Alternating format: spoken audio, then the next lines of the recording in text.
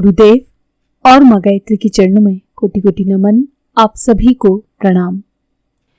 अग्निहोत्र यानी हवन करना, ये गायत्री साधना का एक अनिवार्य अंग है। आइए जानते हैं कैसे। गायत्री को भारतीय संस्कृति की जननी और यज्ञ को भारतीय धर्म का पिता कहा गया है। दोनों के समन्वय सहयोग से ही देव संस्कृति का जन्म एवं विकास संभव हुआ है। गायत्री उपासना के साथ साथ यज्ञ प्रक्रिया का किसी न किसी रूप में समावेश करने का विधान है। भले ही वो अगरबत्ती या दीपक जला देने जितना छोटा सा हो, स्वल्प हो, प्रतीकात्मक ही क्यों न हो। गायत्री उपासना में प्रायः जप के समय अगरबत्ती जलाते हैं। जिसने पूजा वेदी स्थापित की है वे दीपक, आरती, धूपबत्ती जैसी ज्योत जलाने वाले उपक्रम करते हैं। अग्नि पूजा अग्निहोत्र कहलाती है। उसका छोटा या बड़ा स्वरूप जहाँ जिससे बन पड़े अपने उपासनात्मक नित्य कर्म में शामिल रखने का प्रयत्न करना चाहिए, ताकि माता और पिता दोनों की समान रूप से पूजा अर्चना, उपासना, अभ्यर्थना होती रहे। भारतीय धर्म को यज्ञ धर्म माना जाता है। उसमें यज्ञ वाली भावनाओं के अभिवर्धन को बहुत महत्व दिया गया है। यज्ञ शब्द का भावार्थ है पवित्रता, प्रखरता एवं उदारता। ये तत्व दर्शन व्यक्तिगत जीवन में भी समाविष्ट रहना चाहिए और उसे लोक व्यवहार में भी प्रथा परंपरा के रूप में आश्रय मिलना चाहिए। जीवन यज्ञ की चर्चा शास्त्रों में स्थान स्थान पर हुई है।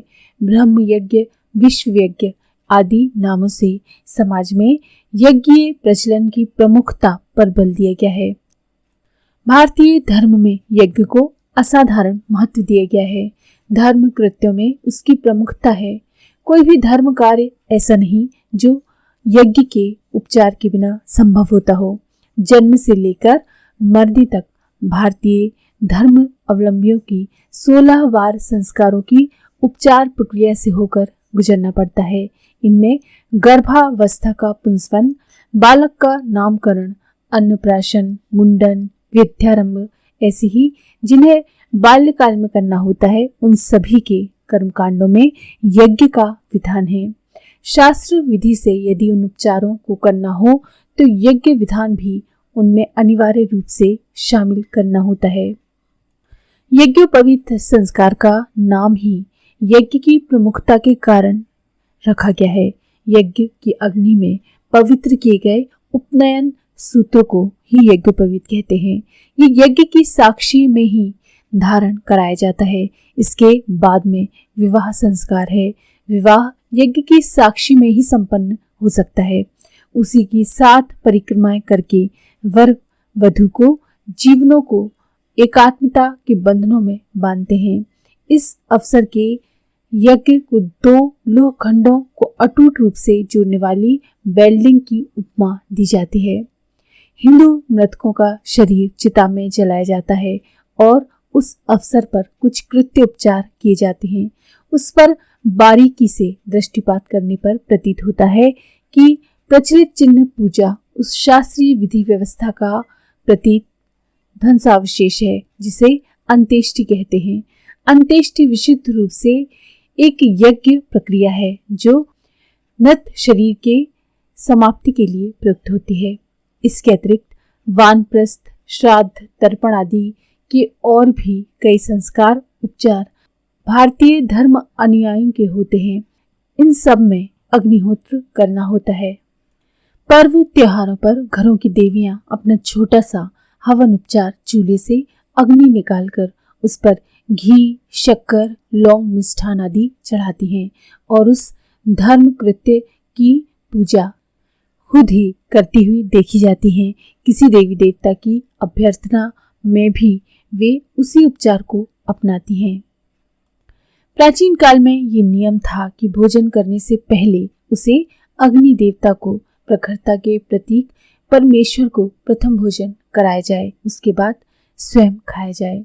इस परिपाटी के अनुसार रसोई में बने चिकनाई और मिठास वाले पदार्थों में से 5 ग्रास एक एक करके 5 बार अग्निदेव पर चढ़ाए जाते हैं। इसका विधि विधान एवं मंत्र भाग कुछ विस्तृत भी था और उसे बलि वैश्व या पंचयज्ञ कहते थे। आज भी कितने ही धर्म प्रेमी परिवारों में ये प्रचलन छोटे रूप में विद्यमान है। अधिक ना बन पड़े तो भी पहले वे अग्नि मुख में 5 छोटे छोटे ग्रासों की 5 आहुतियां गायत्री मंत्र से देते हैं एवं घी शक्कर के सहारे ज्योति ज्वाला जलाते हैं। इस प्रचलन से जहाँ घर में धार्मिकता का वातावरण बनता है, वहाँ एक प्रत्यक्ष निर्धारण ये भी है कि खाने से पहले परमार्थ के परिपोषण का भी ध्यान रखा जाए। अपनी कमाई आप खाकर ही संतुष्ट ना रहा जाए, बल्कि शास्त्र के अनुसार जो अपनी कमाई आप ही खाता है वो पाप खाने वाला तथा चोरी करने वाला होता है। सद उद्देश्यों की, सत प्रवृत्तियों को प्राथमिकता देने के उद्देश्य से ही यज्ञ किया जाता है।